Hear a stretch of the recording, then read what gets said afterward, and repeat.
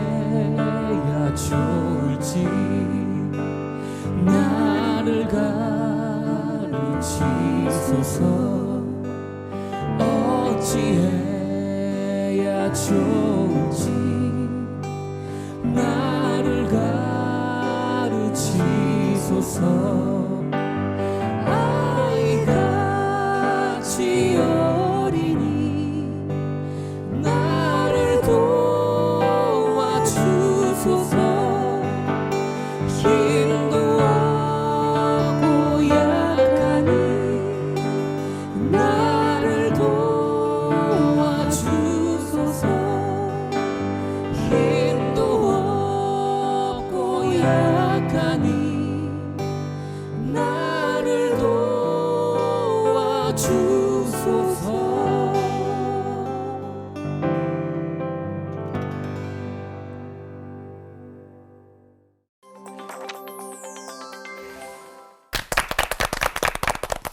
속이 답답할 때면 어디 가서 임금님께는 당나귀기다 이렇게 크게 소리를 지르고 싶을 때가 있습니다. 하지만 뭐 돌아오는 게 메아리뿐이 아닐까 이런 생각에 그만두곤 하는데, 자, 그렇다면 시편에서 배우는 기도, 오늘 이 시간에 그 해결책을 찾아보시면 어떨까 싶거든요. 오늘 주제가 탄식의 기도예요. 그 시편 읽을 때마다 아 진짜 이래도 되나? 그럴 때 있어요. 맞아. 있잖아요. 왜냐면 맞아요. 한탄뿐만 아니라 막 저주를 퍼붓는 그런 맞아요. 시들이 많이 있고 하니까, 아니 왜 이런 시들이 보통 책도 아니고 그러니까. 성경책 있잖아요. 맞아요. 네. 근데 또 그래서 속 시원한 것도 있어요. 아. 뒷담화도 하고 따지기도 하고 또 막 음. 통곡하듯 절규도 하고 대신해 주니까. 네, 또 그쵸. 하나님이랑 또 1대1로 그렇게 하죠. 그게 제일 부러워. 네. 근데 의문인 게 그렇게 심정을 토해내듯이 말하고 막 때로는 저주까지 담은 그 기도를 하나님께서 과연 받으실까? 그러니까요. 기쁜 마음으로 받으실까? 그런 의문이 들면서 살짝 조금 걱정도 되고 그렇거든요. 맞아 맞아. 그러니까 이 기도는 하나님의 음성을 듣는 거라는데 탄식이 어떻게 기도가 되고 어떻게 그 속에서 하나님의 음성을 제대로 들을 수 있을까요, 목사님? 아 지금 눈 피하셔서 김기로 목사님 갑자기 눈 피하셨어요. 네. 어떻게 들을 수 있을까요? 그 안에. 뭐 탄식의 방향이 하나님이라서 그래요. 하나님이 들으시죠. 탄식의 방향이. 그러니까 탄식의 대상이 자기를 향한 거라면, 뭐 나를 저주하고 나의 비참함을 얘기한다면 그게 아니고 하나님을 그렇게 고백하더라도 그 기저에 하나님이 계시다면, 그렇다면 당연히 그거는 기도가 되고 그 탄식도 하나님이 들으시죠. 아마도 그 이제 탄식이 기도일 수 있느냐 이 전제는 기도는 왠지 경건해야 되고 뭔가 승고해야 되고 이제 그런 전제가 있는 것 같아요. 그래서 뭔가 종교적인 엄숙함과 예의가 있어야 되고, 그러나 이제 기독교의 하나님은 정말 우리를 사랑하시는 하나님이고 또 종교 의식이라는 것은 하나님과 우리의 인격적인 만남이거든요. 그럼 우리가 하나님을 만날 때 우리 내면 속에 있는 깊은 그 모습을 솔직하게 가리지 않고 보여드리는 것이 사실은 하나님을 가장 기쁘게 하는 하나님과 깊은 관계와 교제가 진행되는 거거든요. 그럼 내가 너무 슬프고 괴로운데 가식적으로 지어 이게 웃기잖아요. 행복합니다. 그러니까 내 속에 지금 분노가 있고 미움이 있고 증오가 있을 때 아버지 앞에서 아버지 나 그놈 죽여버리고 싶은데 어떻게 하면 좋을까요? 아버지 왜 가만 두세요. 그거를 그래 내 아들아 네 마음 내가 안다. 근데 어쩌면 탄식이야말로 진짜 기도가 아닐까. 뭐 아주 그냥 형식에 치우친 찬양 그런 게 아니라 어쩌면 우리가 속에서 부글부글 끓는 이야기를 그래도 하나님 앞에 해놓을 수 있다는 것은 하나님과 그만큼 친밀감이 있다는 표현이기도 하고요. 이제 더 이제 깊은 관계 속에서 들어가면 우리의 탄식 속에는 사실은 성령님이 우리 안에 내주에 계시기 때문에 성령님의 탄식이 있는 거예요. 그러니까 우리는 지금 너무나 괴로워서 이야기를 하지만 내 안에 내 영과 함께 고통을 당하고 있는 그 성령님이 우리의 탄식 속에서 함께 역사하시기 때문에 그냥 다윗의 탄식인데 신기하게 거기에는 예수 그리스도의 고난의 사건들이 예언이 되는 천년 후에 일어날 것이 예언이 되고 있거든요. 그래서 그 시편이 예수 그리스도의 기도다라고 이야기를 할 때 그 어떤 학자는 그런 이야기를 했어요. 예수님의 주기도문에 나오는 7가지 기도를 그 시편 전체에 적용을 하게 되면은 그 시편 전체가 이 7가지 기도에 다 분류가 될 수 있다라고 이야기하거든요. 그러니까 우리가 탄식하는 그 기도마저도 사실은 예수님 앞에 우리가 할 수 있는 또 예수님의 마음이 그 속에 또 담겨져 있는 그런 아주 신비한 이야기였습니다. 나중에 한번 그 부분은 좀 더 우리가 같이 이야기해 네. 예, 예고편인데도 이렇게 심도 있게 얘기해 주셨는데 김길 목사님 계속 고개를 끄덕이셨거든요. 뭐 하실 말씀. 예. 이렇게 막 동의하다 보면은 네. 제 답변을 잊어버려요. 그래서 제가 적어놨는데요. 네. 질문에 대한 답변을 좀 적어놨어요. 삶의 고통을 진실하고 진지하게 다루는 성경적인 방법이다. 좀 다룬다. 그래서 뭐 이렇게 선언적인 명제의 의미도 있겠지만 진실한 어떤 감정부터 시작해서 이제 하나님의 뜻 가운데로 나아가는 그런 과정이 있지 않나 네. 그렇게 생각합니다. 예. 자, 그럼 지금부터 시편에 나오는 탄식의 기도 속을 거닐면서 거기에 숨어 있는 뜻들을 찾아보도록 하겠습니다. 하정환 목사님 설교부터 청해 듣죠.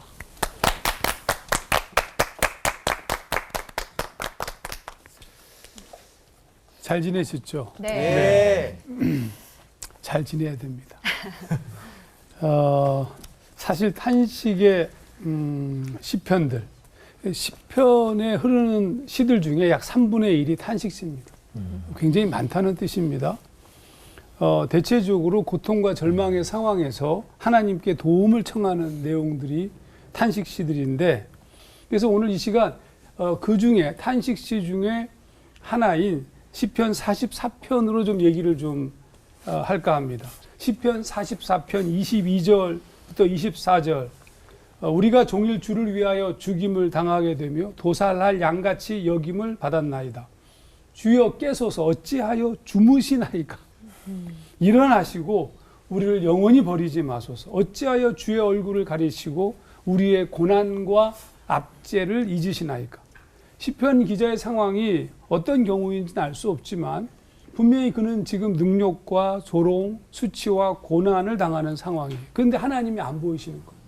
하나님이 주무시는 거예요. 시편 기자가 볼 때는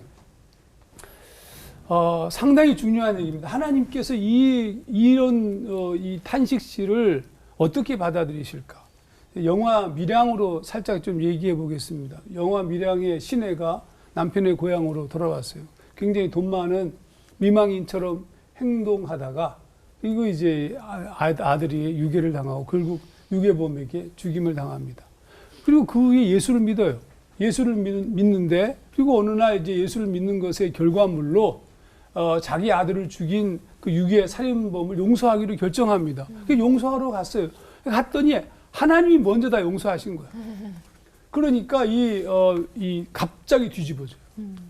뒤집어지면서 이렇게 얘기합니다. 내가 그 인간을 용서하기 전에 어떻게 하나님이 용서할 수 있어요?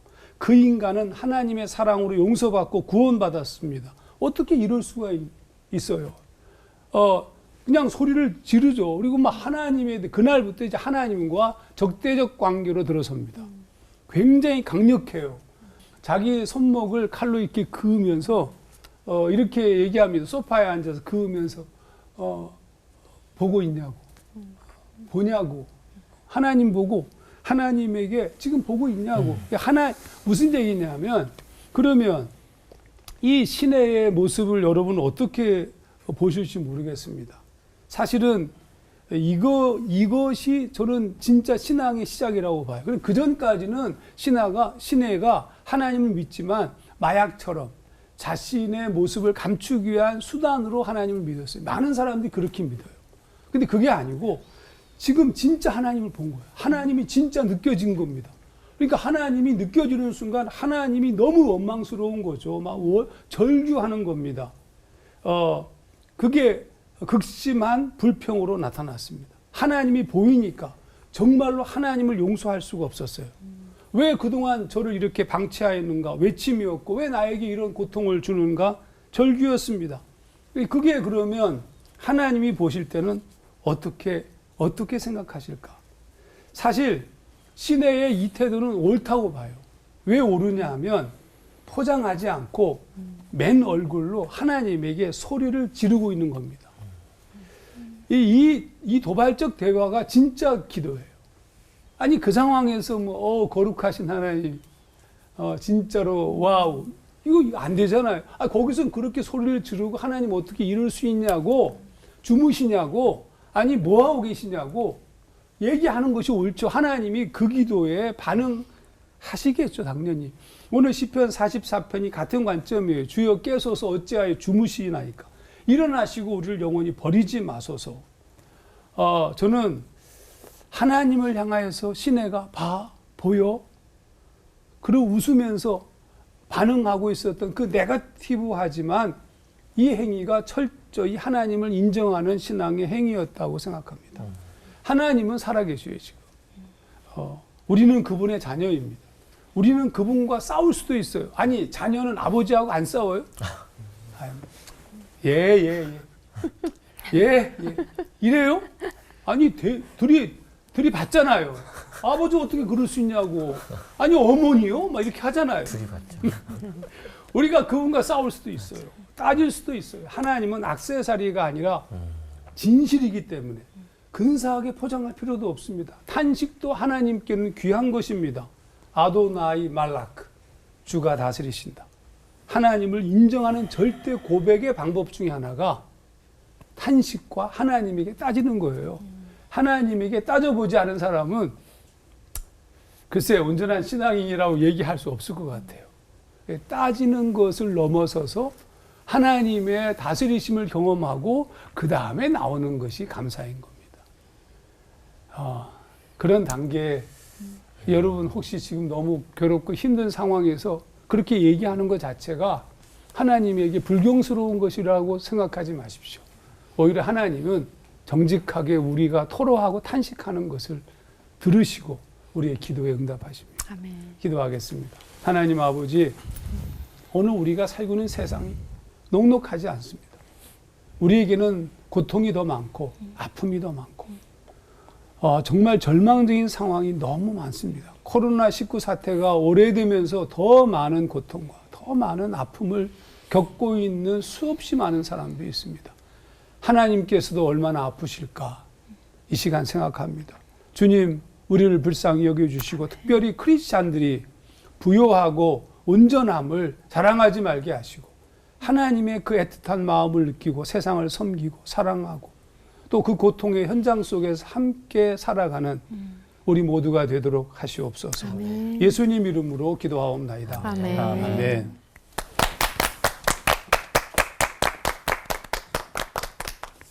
탄원 시편 중에서 아주 대표적인 것이 시편 22편 다윗의 시입니다. 다윗은 여기에서 나는 벌레요 사람이 아니라라고 이야기를 합니다. 22편 6절부터 8절 말씀을 함께 나누겠는데요. 지금 가장 비참한 지경에 떨어져 있습니다. 자기가 자기를 생각해도 벌레같이 취급을 당하고 사람이 아니라는 거죠. 그런데 놀랍게 시편 20편 전체는 예수 그리스도의 십자가 지는 그 고난의 사건 전후에 대한 내용이 고스란히 예언이 되어 있습니다. 다윗은 지금 너무나 괴로워서 나의 아픔을 탄식하면서 절규하면서 하나님께 부르짖고 있는데 놀랍게 예수 그리스도께서 그 고난보다 더 큰 고난들을 그대로 겪고 있다는 거죠. 그러니까 우리의 탄식 속에는 그리스도의 탄식이 함께 있다는 거죠. 아까도 말씀드렸습니다만 시편 속에 있는 모든 고난당한 사람들의 고난의 이야기는 예수 그리스도를 비켜갈 수가 없습니다. 그래서 우리의 모든 탄식은 예수님이 다 이해하고 있다는 거죠. 우리가 이 시대에도 마찬가지죠. 그리스도를 산다는 것이 얼마나 벌레 취급을 받고 사람 취급을 못 받는지. 도대체 세상은 우리를 어떻게 비참하게 만드는가. 첫 번째는 존재 차원을 건드립니다. 그것은 우리 존재 자체를 아주 사람 취급을 안 하는 거죠. 기독교 역사 내내 그런 핍박을 받아왔습니다. 22편 6절에 나는 벌레요 사람이 아니라 사람의 비방거리요 백성의 조롱거리니이다. 지금 세상이 우리를 괴롭힐 때 또는 대적자들이 우리를 비참하게 만들 때는 우리 존재 자체 정체성을 그냥 박살을 내는 그런 일들을 늘 감행합니다. 정치적인 권력에 의해서건 문화적인 압박이나 법률적인 것을 통해서건 늘 그렇습니다. 그 다윗을 이렇게 비참하게 벌레 취급을 하는 그 이유는 명백합니다. 그 흠이 없는 사람이거든요. 그런데 사울 왕에게 잘 보이기 위해서는 다윗을 밀고 해야 되는데 그러려면은 다윗이 너무나 훌륭한 일만 했기 때문에 그를 비참하게 비하해야 자기네들이 다윗을 배반하고 다윗을 버리는 것을 정당화할 수 있는 거죠. 다시 말해서 세상은 악하기 때문에 그리스도인은 선하게 살려고 애를 쓰기 때문에 오히려 벌레 취급을 한다는 거죠. 마태복음 27장 39절 40절에 보면 예수님이 똑같은 일을 겪으셨습니다. 지나가는 자들은 자기 머리를 흔들며 예수를 모욕하여 이르되 성전을 헐고 사흘에 짓는 자야 네가 만일 하나님의 아들이어든 자기를 구원하고 십자가에서 내려오라. 자, 그들이 하는 이야기는 뭐냐면 야, 너 하나님의 아들이라며. 근데 왜 벌레처럼 비참하게 나무에 매달려 있냐? 거기서 내려오면 네가 하나님의 아들인 걸 믿겠다는 거예요. 여러분, 우리가 이 땅에 살아가면서 하나님의 말씀대로 살고 진리대로 살고 하나님 뜻대로 살려 그러면 정말 세상 사람들이 우리를 박해하고 못되게 굽니다. 그게 십자가 지는 삶이죠. 근데 예수님은 그 십자가에서 내려오시지 않았어요. 지금 사탄은 세상 사람들의 입을 통해서 십자가에서 내려오라 그러면 너의 정체성을 하나님의 아들로 인정하겠다. 근데 예수님은 누구든지 나를 따라오든 자기 십자가를 지고 나를 따라 그랬어요. 예수님은 십자가를 지라고 하셨죠. 결국은 우리는 나의 나됨이 이 세상에서 사람들이 부여하는 정체성이 있는 것이 아니고 하나님의 진리의 말씀대로 살면 세상 사람들이 벌레 취급을 해도 우리는 하나님의 자녀인 거예요. 그러니까 중요한 것은 내가 어떤 사람에게 어떤 취급을 받느냐보다도 내가 하나님의 말씀대로 순종해서 십자가에서 끝까지 내려오지 않고 벌레 취급을 받아도 그걸 감당할 수 있으면 정말 하나님의 자녀인 것이 입증이 되는 거죠. 두 번째는 능력의 차원을 건드립니다. 사람들이 우리를 조롱할 때 비참하게 만들 때 탄식이 절려 나오게 하는 것 중에 뭐냐면 너는 무능하다는 거예요. 예를 들어서 22장 7절에 보니까 나를 보는 자는 다 나를 비웃으며 입술을 삐죽거리고 머리를 흔들며 말하되. 여러분, 왜 비웃고 입술을 삐죽거리고 머리를 흔들까요? 야, 너 다윗, 너 골리앗 뭐 죽이고 뭐 굉장한 줄 알았더니 형편없네, 별거 없네, 이렇게 이제 비웃는 겁니다. 근데 다윗은 능력이 있어 사울왕 얼마든지 죽일 수 있지만 안 죽였어요. 왜요? 사울왕 죽이게 되면 그 부하들 다 죽여야 되잖아요. 그러면 내란이 일어나잖아요. 내 동족들을 죽일 수밖에 없게 되잖아요. 그래서 다윗은 자기가 무능력한 인간으로 역임을 받는 그 10대부터 40대 왕이 될 때까지 광야를 하면서 비참하게 무능한 벌레 취급을 받았더라도 자기를 위해서 능력을 쓰지 않고 남을 구원하는 데만 능력을 쓴 거예요. 예수님이 십자가에 못 박혔을 때 너 내려와라. 너는 남을 구원한다고 하면서 자기는 구원할 수 없느냐 이야기를 하잖아요. 자, 여러분 보세요. 세상은 그래요. 자기를 구원하기 위해서 남을 희생해요. 근데 그리스도인은 그 능력을 자기를 구원하는 데서 쓰는 게 아니라 남을 구원하는 데만 쓰는 거예요. 예수님 얼마든지 십자가 내려와서 12형제들은 천군천사 부를 수 있지만 뭐예요? 자기를 위해서는 하나도 능력 쓰지 않고 남을 구원하는 데 쓴 거예요. 그러니까 여러분 무능하다는 소리를 들어도 자기를 위해서 능력 쓰는 게 아니라 다른 사람을 구원하는 데 능력을 쓴다면 그것이 위대한 사람인 거죠. 마지막 세 번째는 관계 차원을 건드리는 거예요. 거기에 8절에 보니까 그가 여호와께 의탁하니 구원하실 걸 그를 기뻐하시니 건지실 걸 하나이다. 참 힘든 게 뭐냐면 관계가 깨어지는 거예요. 다윗은 하나님을 찬양했고 하나님께 기도하고 그렇게 하나님 의지했는데 하나님은 다윗을 너무나 많은 고난 가운데 내버려 두시니까 사람들이 야, 너 하나님을 그렇게 믿고 의지했는데 봐라, 네 입장이 뭐냐? 하나님 너 왜 기도에 응답지 않느냐? 왜 그렇게 비참하냐? 여러분, 예수님께서 십자가에 매달려 있을 때 나의 하나님 어찌하여 나를 버리셨나이까? 정말 하나님이 날 버린 것 같은 관계가 흔들리는 경험을 했지만 그때 예수님은 여전히 뭐라 그래요? 나의 하나님, 나의 하나님, 내 영혼을 아버지께 부탁합니다. 여전히 하나님이 나를 어떻게 되든 나는 하나님을 끝까지 사랑할 것입니다. 그 탄식 속에서 그 절대적인 절망 속에서도 하나님을 신뢰했던 거죠. 그것이 진짜 믿음이죠. 내가 기도하는 바로 응답지 않으시고 세상 사람들이 부러워할 만큼 성공적인 인생이 아니어도 나는 하나님을 사랑합니다. 하나님 내 모습 이대로 사랑합니다.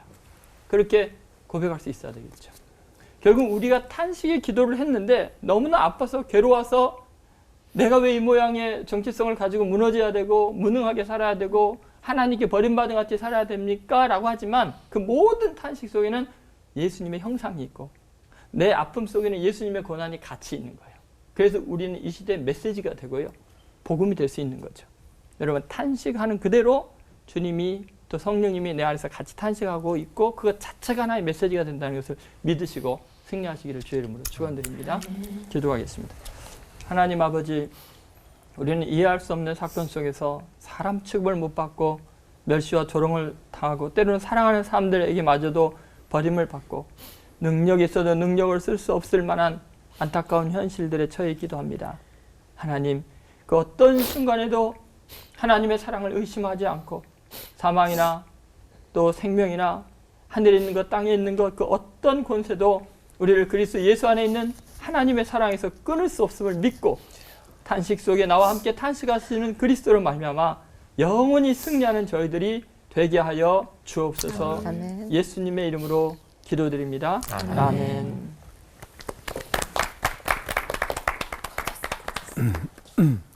네, 시편 4편 7절에서 8절입니다.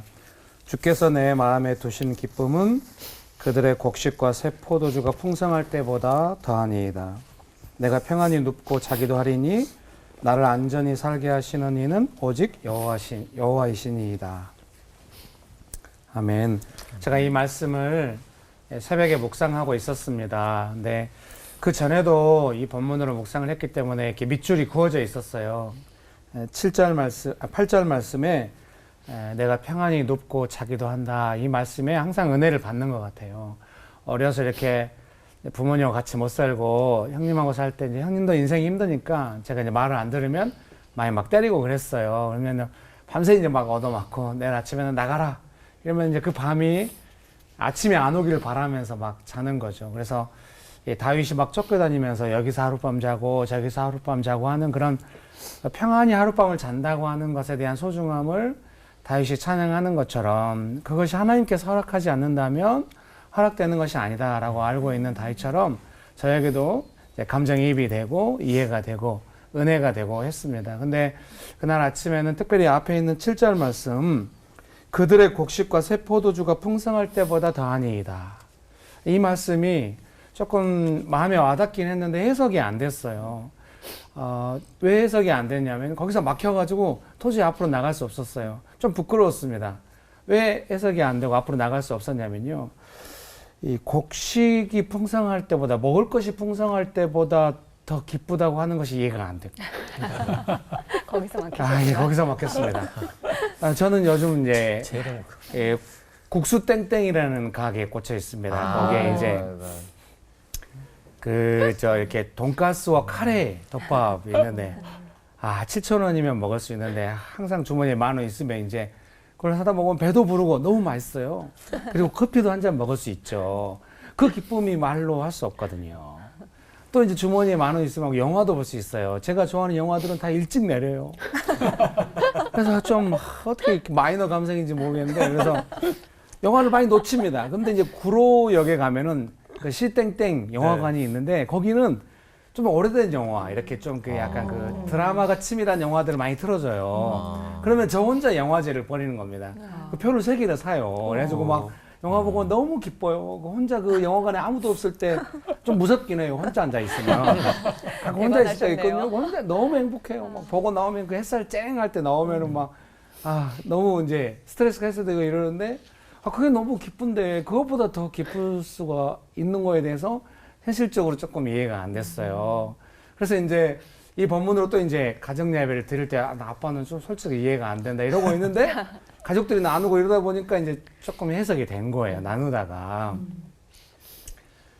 똑같이 그 돈가스 카레덮밥을 먹고 똑같이 영화를 봐도 하나님께서 기쁨을 주실 때하고 안 주실 때의 차이가 있는 거죠. 오늘 본문에도 주께서 내 마음에 두신 기쁨이라는 거죠. 그래서 느낄 수 있어요. 제가 그때 너무 이제 위로가 돼가지고 영화를 실컷 보고 너무 행복하던데 그 다음에는 그런 마음이 도저히 안 들어가지고 지금까지 못 보고 있어요. 그래서 이게 뭔가 취미가 있고 즐거움이 있다고 해도 알게 됐죠. 하나님께서 기뻐하시고 은혜를 주실 때의 기쁨과 그냥 그 돈을 소비한다는 느낌은 많이 다르다는 것을 알게 되었습니다. 언제나 그 하나님께 주신 은혜는 그렇게 선물처럼 오는 것 같아요. 다윗은 자기를 쫓아다니는 사람들이 막 승리감에 취해서 막 산의 진미로 하는 것보다 자기가 쫓겨다녀도 하나님께서 주신 기쁨으로 선물로. 그걸 아는 거죠. 그러니까 왕이 됐어도 아마 그렇게 살았을 것 같아요. 정말 하나님 주신 기쁨은 이 주어진 것보다 더 좋다는 것을 알아가거든요. 우리 모두에게 그런 아멘. 기쁨이 충만했으면 좋겠습니다. 아멘. 기도하시겠습니다. 좋으신 예수님, 언제나 우리에게 예수님의 기쁨을 부어주셔서 감사합니다. 예수님의 이름으로 기도합니다. 아멘. 아멘.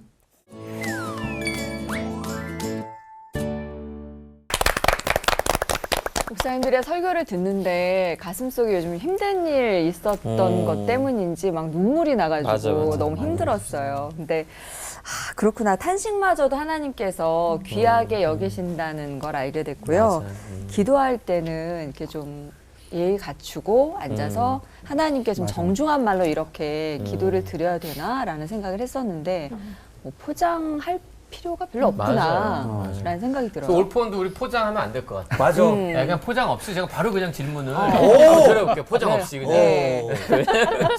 날것으로. 날로 네, 그냥 네, 날로 네. 포장 없이 생으로. 탄식의 시편들에 보면 원수들에 대한 저주도 정말 잔인할 정도로 많이 나오고 또 개인적인 원통한 것도 기도로 드리고. 근데 그런 인간적인 절규들을 우리가 어떻게 하나님 말씀을 하나님 음성으로 받아들일 수 있을까요? 이게 이제 약간 고민이에요. 그 인간적인 그런 어떤 그런 부분들이 많이 감정들이 많이 들어가 있는데 어떻게 하나님의 음성을 받아들여야 될까요? 제가 먼저 얘기할까요? 네. 또 왜 하나님이 인간이 되셨을까요? 라는 질문과 관계가 있어요. 그러니까 피조물의 고통과 탄식으로 오셨잖아요. 주님이 직접 그런 모든 고통, 아픔, 배고픔 다 느끼셨잖아요. 그러니까 인간의 탄식이라는 것은 하나님의 마음을 건드리는 거예요. 그러니까 우리가 울면 어머니가 울잖아요. 근데 더더욱이 억울하고 이유 없이 고난과 고통을 당하는 것에 대해서 하나님은 얼마나 아프시겠어요. 이유 없이 고통당하고 핍박당하고 그러면 뭐 견딜 수 없죠. 놀라운 사실은 성경은 하나님께서 가만히 안 두신다는 겁니다. 그러니까 제가 어디 가서 얻어 터지고 왔어요. 진짜 형들한테. 그랬더니 우리 어머니가 뒤집어졌어. 어떤 막 쌍욕, 그때 예수를 안 믿던 시절입니다. 쌍욕을 하시면서 동구 밖으로 나가시더라고. 잡혔으면 다 죽었어. 근데 다 도망가고 없었기 때문에. 그러니까 나보다 어머니가 더 화를 내시는 거예요. 내가 볼 때 좀 너무 오버하는 것 같아요. 그러니까 무슨 얘기냐면 하나님이 오버하셔요. 우리가 그렇게 능욕당하는 것을 하나님께서 이건 전제가 있어요. 우리가 잘못하고 우리가 오해하는 것 중에 무조건 고통당하면 무조건 하나님께서 화를 내시는 게 아니고 우리가 잘못했는데 고통당하는 것은 그냥 받으면 돼요. 근데 억울하게 진짜로. 그래서 성경을 보면 요한계시록 보게 되면 5번째 인을 뗄 때 벌어진 사건인데 하나님께서 무슨 소리를 듣느냐 하면 하나님의 말씀과 저희의 가진 증거를 인하여 죽임을 당한 영혼들이 제단 아래에 있어 큰 소리로 불러 가로되 거룩하고 참되신 대주제여 땅에 거하는 자들을 심판하여 우리의 피를 신원하여 주지 아니하시기를 어느 때까지 하시려나이까. 신원이 복수하는 거거든요. 18장 20절에 그 대답이 나옵니다. 하늘과 성도들과 사도들과 선지자들아 그를 인하여 즐거워하라. 하나님이 너희를 신원하시는 심판을 그에게 하셨습니다. 하나님께서 마지막에 심판하신다는 겁니다. 우리의 억울함을 풀어주신다는 거죠. 그러니까 시편의 탄식과 인간적인 절규, 막 쌍욕이 나온다고 해서 그게 나쁜 게 아니에요. 물론 이제 그렇게 안 하는 게 좋겠죠. 하지만 하나님은 성경이 정확하게 말씀했어요. 중심을 보시는 하나님. 그러니까 입에서 막 쌍욕이 나오더라도 하나님은 우리 마음을 보시잖아요. 오죽이나 했으면 저럴까. 하나님이 품으시고 받으신다. 그렇다고 해서 욕을 면죄부를 주는 건 아닙니다. 단서가 있네요. 내 네. 중심 알지? 그 아마 교회론적으로 생각해 본다면요. 그 교회는 그리스도의 머리죠. 교회의 머리가 그리스도죠. 그리스도는 교회의 머리가 되시고 우리는 그분의 몸이죠. 지체 각 부분이 되는데 지금 그 손과 발이 아프고 괴로운 거 그것을 머리가 모를 리가 없죠. 그래서 사실은 손이 부르짖고 싶은 소리를 머리가 입을 통해서 말하게 하듯이 어쩌면 우리의 아픔과 탄식은 우리의 입을 통해서 나오는 것 같지만 그것은 그리스도께서 탄식하시는 소리로 들려집니다. 그래서 아까 시편 20편의 한 예이지만 다윗이 이렇게 탄식하고 외친 1000년 후에 그리스도께서 십자가에서 이거 똑같은 소리를 외치시거든요. 그러니까 우리의 고난이 그리스도와 분리될 수가 없어요. 우리의 탄식은 예수 그리스도의 그 정말 통곡이죠. 그리고 다윗이 지금 통과하는 그 탄원하는 그 내용도 사실은 다윗이 자기가 경험하지 않는 이야기까지 해요. 뭐 수족을 찔렀나다 이런 거는 예수님이 수족을 찍히면 다시 자기가 찔린 게 아니잖아요. 그러니까 예수 그리스도의 그 영이 그냥 그대로 1000년을 거슬러 올라가서 그 속에서 미래의 아픔과 너의 고통 때문에 내가 대신 십자가에 감당할 거다 이런 거죠. 그런 차원에서 본다면요. 예를 들어 시편에 이해할 수 없는 것들 중에 하나가 뭐냐면 이 저주 탄원이거든요. 원수들의 아이를 그 다리를 잡고서 바위에 내리치소서 막 이런 것들. 극심한 저주들이 그대로 여과 없이 나오는데 예수 그리스도에게서 아니면 이게 해결이 안 됩니다.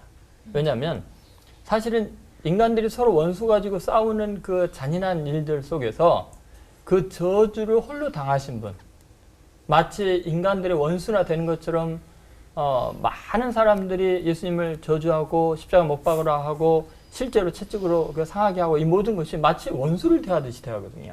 하나님의 아들을 사정없이 바위에 내치는 것 같이 비참하게 예수님을 채찍질했잖아요. 그러니까 결국은 내가 너희들의 저주를 다 받을 테니까 너희들은 서로 용서하고 사랑해라. 그 탄원의 저주를 예수님이 친히 받으시고 있는 거죠. 그런 차원에서 본다면 그 탄원의 시편은 예수님의 탄원이 되는 거죠. 예수님이 그걸 다 감당하시는. 그리고 우리가 도저히 용서할 수 없는 사람들을 용서할 수밖에 없도록 우리의 마음을 하나 되게 하시는 그러한 또 역사들이 시편 속에 있는 것 같습니다. 우리가 탄식할 때에 안타까워하시면서 함께 기도해 주시는 성령님이 계시다는 거를 자꾸 잊게 되는 것 같은데요. 좀 탄식 시편의 깊은 뜻을 오늘 다시 한번 정리해 봤으면 좋겠습니다. 네, 그래서 준비했습니다. 탄식이 기도가 되고 말씀이 되는 이유를 알기 위한 질문 타임! 질문 바로 드려보도록 하겠습니다. 우리는 모든 경우에 감사하라고 배웠잖아요. 그래서 하정한 목사님께 질문 드립니다. 그러면 하나님께 감사가 아니라 탄식을 해도 되는지, 막 따져도 되고 소리쳐도 되는지가 궁금하고요.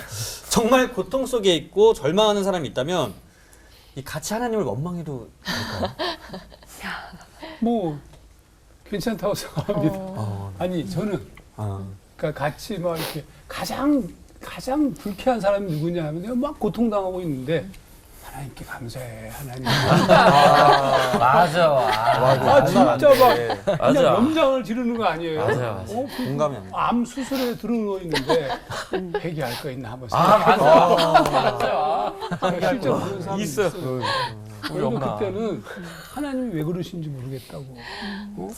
진짜 그렇게 얘기해 준 그게 자체가 하나님을 부정하는 게 아니잖아요. 왜 아픈데 아프다고 말을 못해요? 아픈데 감사해요. 이건 너무 가증스럽죠. 아니 진짜로 감사가 되는 사람도 있어요. 그건 거의 영적 수준의 차원이 다른 거죠. 그런데 아니 그냥 아직 초보적 신앙인들에게 그걸 강요하는 것은 그건 옳지 않다고 생각합니다. 그래서 탄식하도록 내버려 두는 게 좋아요. 오히려 함께 주님께서도 함께 울라고 그러셨잖아요. 같이 울어야 되죠. 자, 탄식은 아까 얘기한 것처럼 하나님을 인정한다는 뜻입니다. 어쩌면 탄식이야말로 진짜 신앙 고백이에요. 오히려 탄식하지 않는 것이 위험합니다. 한국교회 위기는 여기에 있어요. 가증스럽잖아요. 예수님께서도 가장 싫어하신 것이 뭐냐면 이 회칠한 무덤 같은 놈들이라고. 그냥 그만 얘기하겠습니다. 무감각해지는 거. 저는 좀 같이 울고 같이 웃고 항상 기쁘고 찬송만 하지 말고 탄식도 하고 어떤 때는 짜증도 내고 사실은 병들고 문제가 있는 상태가 어떤 상태냐 하면 또 다른 얘기지만 탄식이 안 돼요. 그러니까 우리 어머니가 또 애들이 어머니가 자녀들을 볼 때 가장 아파할 때가 뭐냐 하면 얘가 울지도 않아. 얘가 울지도 않아. 먹지도 않아. 완전 뭐 너무 아파도 그러잖아요. 그럴 때 가장 아파하십니다. 그러니까 탄식이라는 것은 살아있다는 뜻이에요. 또 탄식은 하나님을 인정한다는 얘기입니다. 내가 어머니 붙잡고 펑펑 울었어. 어머니를 어머니라고 어머니 외에는 울 사람이 없다는 얘기 아닙니까? 그런데 하나님이 야 감사해. 감사해 이놈아. 이런 하나님이 어디 계셔요. 그냥 같이 우시겠죠. 그래서 다시 반복되게 얘기하지만 우십시오. 충분히 탄식하고 한참 울다 보면 그 다음에 아까 우리 김 목사님 말씀하신 것처럼 우리 마음에 하나님께서 기쁨을 드시는 거죠. 그러면 저는 조동찬 목사님께 콕 집어서 질문을 한번 드려볼게요. 아까 목사님이 하신 설교 말씀 중에 시편 22편 6절에서 8절에 나오는 탄원에 예수 그리스도의 사건이 연결돼 있다고 하셔가지고 조금 놀랐거든요. 구약인 시편인데 신약이 예수 그리스도라니 지금 봐도 좀 아리송한데 어떤 부분이 예수님의 사건과 구체적으로 이렇게 연결이 있는 건지 좀 답변 부탁드릴게요. 그래요. 그 아주 좋은 질문인데요. 그 지난번에 기드온 성경 파란 거 거기 보면 신약과 이제 시편 있잖아요. 그게 그냥 이렇게 있는 게 아니고요. 초대교회에서 그 예수 그리스도를 나의 구주로 고백하고 그분을 찬양하고 그분에게 기도하는 가장 모범적인 답안이 시편이거든요. 그 왜 그러냐면은 신약 성경에 시편에 대한 인용이 104번이나 나와요. 그러니까 성경 다른 어떤 것보다도 예수님에 대한 예언이 가장 많이 나오는 것이 놀랍게 시편입니다. 그러니까 104편이 나올 정도니까요. 그리고 이제 그 시편 속에서 나오는 그 탄식의 그 내용 자체가 놀랍게도 예수 그리스도께서 십자가 위에서 당하신 사건들이 그대로 묘사가 되는 거죠. 예를 들면 시편 22편 1절에서부터 이렇게 나와요. 보면은 내 하나님이여 내 하나님이여 어찌 나를 버리셨나이까 어찌 나를 멀리하시며 돕지 아니하시며 내 신음소리를 듣지 아니하시나이까 누가 한 말이죠? 예수님이 하신 말씀이죠. 그렇죠. 그리고 또 6절에서 8절에도 보면 이런 말씀이 있습니다. 나는 벌레의 사람이 아니라 사람의 비방거리요 백성의 조롱거리이다. 그 다음에 7절에 나를 보는 자는 다 나를 비웃으며 입술을 삐죽거리고 머리를 흔들며 말하되 이거 십자가상에 예수님을 보고 지나는 사람들이 한 거죠. 그리고 그가 여호와께 의탁하니 구원하실 걸 그를 기뻐하시니 건지실 걸 하나이다. 똑같은 사건이 지금 1000년 전에 다윗이 하고 있는 거죠. 그리고 16절에도 보면 정말 놀랍게 이렇게 표현됐어요. 개들이 나를 에워쌌으며 악한 무리가 나를 둘러 내 수족을 찔렀나이다. 지금 이 개들은 이방인을 말하거든요. 로마의 군병들이 예수님 뒤에 둘러서 예수님의 수족을 찌른 사건을 지금 1000년 전에 다윗이 너무 괴로워갖고 막 이제 제정신이 아닌 거죠. 너무 힘드니까 막 소리를 질러대는데 그게 바로 예수님의 사건, 1000년 후에 일어날 사건을 자기가 그냥 몸으로 경험하는 것 같은 고백을 하고 있는 거죠. 그러니까 이게 지금 예수님의 탄식이 되는 거예요. 우리의 탄식과 예수님의 탄식이 구별이 안 되는 거죠. 18절에 보니까 더 놀라운데 내 겉옷을 나누며 속옷을 제비 뽑나이다. 여러분 십자가 사건이 그냥 그대로 예언이 돼 있는 거예요. 다윗은 자기 옷 다 벗기고 이렇게 괴롭히는 사건을 그냥 기술했을 뿐인데 그게 예수 그리스도 사건이죠. 28절에서 29절에 보면은 모든 나라 모든 민족들이 죽기로 와서 예배할 것입니다. 이 탄식하는데 어떻게 이 이야기가 나오냐고요. 모든 민족이 다 하나님을 영광롭게 할 것입니다. 그러니까 여러분 시편에 있는 그 많은 탄식의 이야기들이 실제로 예수 그리스도의 사건에 대한 예표이고 그것은 놀랍게 우리가 당하고 있는 고통과 아픔을 예수님이 몸에서 다 당하셨다는 거예요. 그러니까 시편에서 가진 사람들의 온갖 상황 속에서 고통과 아픔들을 예수님은 다 당하신 거예요. 그러니까 아무리 힘들고 어려워도 우리가 예수님의 십자가 사건 생각하면 거기에 해답이 다 있어요. 여러분 배신당했어요? 예수님 사랑하는 제자들과 백성들이 배신당했어요. 여러분 가난하고 헐벗었어요? 짐승이 우리에 태어났나요? 죽을 때 벌거벗겨서 나무에 매달려 죽었나요? 여러분 예수님이 안 당하신 고난이 없어요. 그러니까 탄식의 모든 기도는 예수님의 기도와 똑같은 거예요. 예수님이 네 마음 내가 안다. 내가 너와 똑같은 고난을 다 겪어서 이해한다. 그러니까 인간의 이야기가 하나님의 메시지가 더 말씀이 되는 거죠. 그래서 임마누엘, 하나님이 우리와 함께 계시다. 그래서 시편은 예수님에 대한 구체적인 이야기이기도 하고 우리들의 이야기는 주님의 이야기가 된다는 거죠. 감사합니다. 다음 질문 드려보도록 하겠습니다. 이 김길 목사님께는 정말 이 말씀을 한번 좀 듣고 싶어요. 이 탄식하는 순간에 고통에서 벗어나는 기도가 어떻게 가능한지, 그다음에 실제로 목사님께 탄식이 기쁨으로 바뀐 일들이 있다면 그 이야기를 좀 나눠주시면 감사하겠습니다.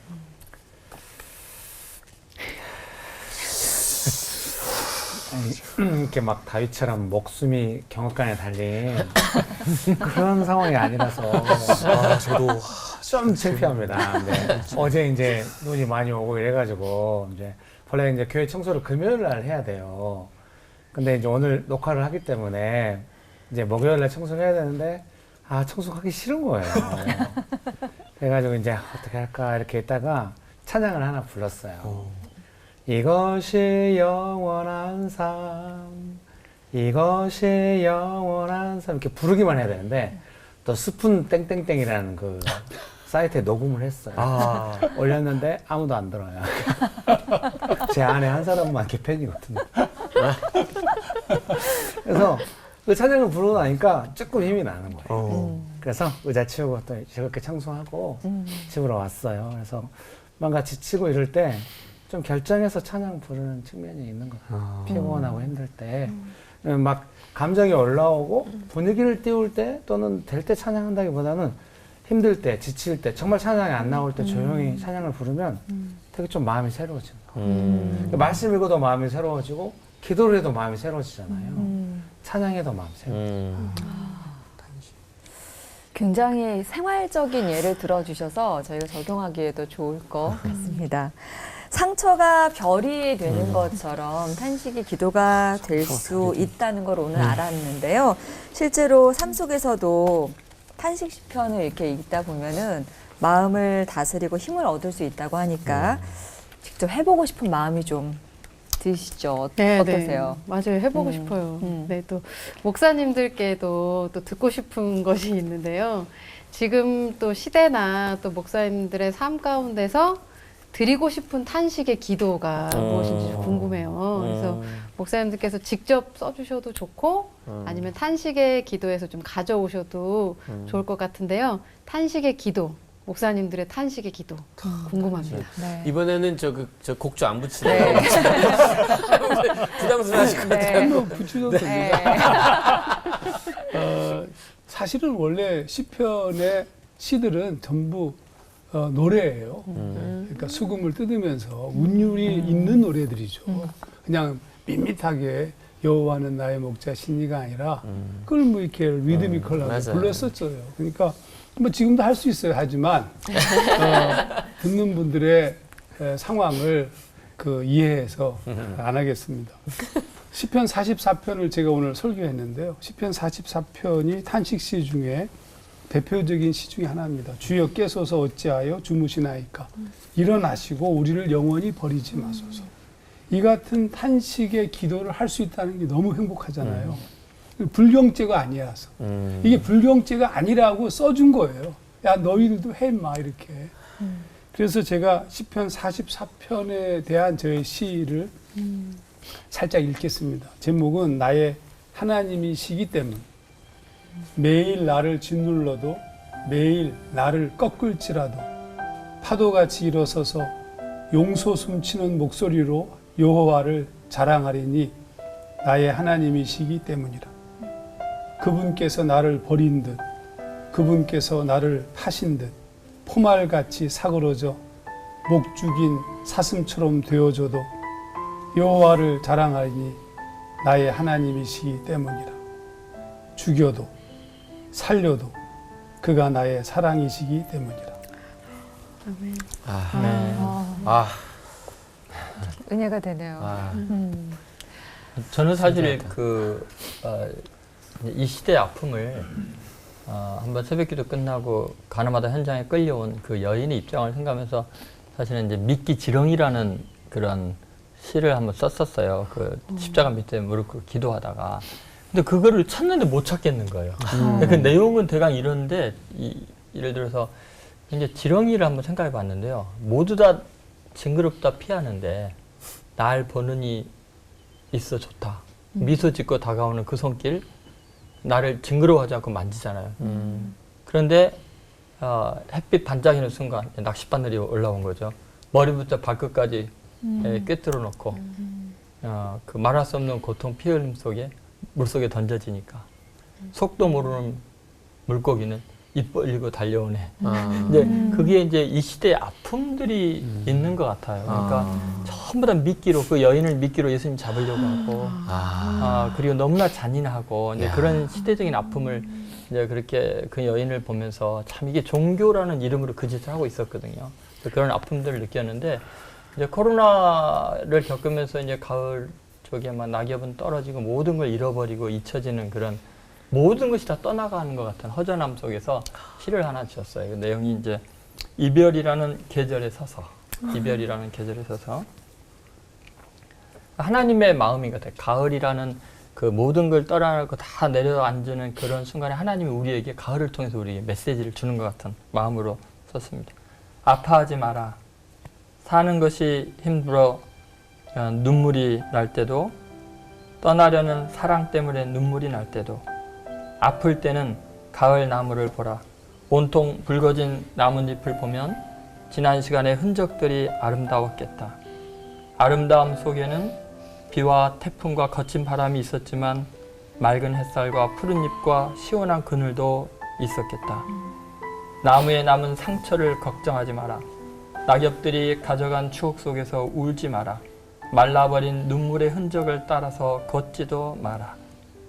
속으로 울음 삼키는 뿌리는 돌아올 풍경의 상처마다 새순 돋고 한 계절에 웃음 주고 또 한 계절에는 그늘 주고 그러한 나를 위해 침묵하지 않느냐.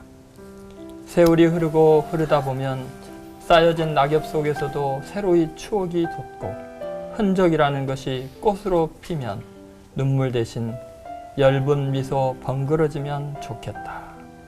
하나님의 마음으로 시를 적었습니다. 마지막 주자 김진 목사님. 지난 시간에 우리를 너무 깜짝 놀라게 하셨는데.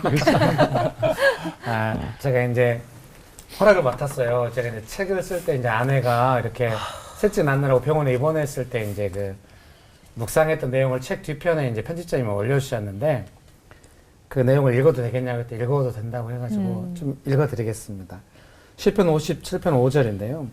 하나님이여 주는 하늘 위에 높이 들리시며 주의 영광이 온 세계 위에 높아지기를 원하나이다. 제 삶에 일어나는 모든 일보다 하나님은 위대하시고 천국은 높으며 하나님의 영광은 땅을 덮습니다. 제 삶의 어떠함에 매몰되지 않게 하시고 믿음의 눈을 들어 영광으로 땅을 덮는 하늘을 보게 하소서. 그래서 이렇게 기도를 했습니다. 땅을 보고 누워있는 아내를 보고 돌봄을 받지 못하는 아이들을 보면 저는 낙심하게 됩니다. 그러나 하늘을 보고 아내를 돌보시고 아이들을 씩씩하게 자라게 하시는 하나님을 보면 저는 살 수 있습니다. 제게 일어난 일에 대해 다 이해하고 이 시간을 지내지 못하지만 한 가지 확신하는 것은 지금 그 어느 때보다 더 보호를 받고 있다는 것입니다. 주의 영광을 위해 이 시간을 살게 하소서. 탄식이라는 게 단순히 한숨이 아니라 우리가 유한한 인간이고 그래서 하나님을 더 붙잡을 수밖에 없는 존재들이라는 것을 자각하면서 위로와 새 힘을 얻는 그런 시간이었습니다. 세상 송사에 휘말릴 것이 아니라 사람 붙잡고 이렇게 한탄할 게 아니라 정말 주님께 탄식하는 은혜를 택해봐야 되겠다 생각했는데요. 자, 오늘 받은 은혜를 한마디씩 정리하면서 마치겠습니다. 탄식의 기도는 한마디로 네모다. 탄식의 기도는 한마디로 나에게 행복이다. 짜증 낼 수 있는 나의 어머니 같이 하나님은 나를 이해하고 계시니까. 탄식의 기도는 나에게 예수님의 아픔의 스토리이다. 내가 겪는 모든 아픔 예수님이 다 아시니까, 다 겪으셨으니까. 어려운 시간. 어렵다. 네. 예.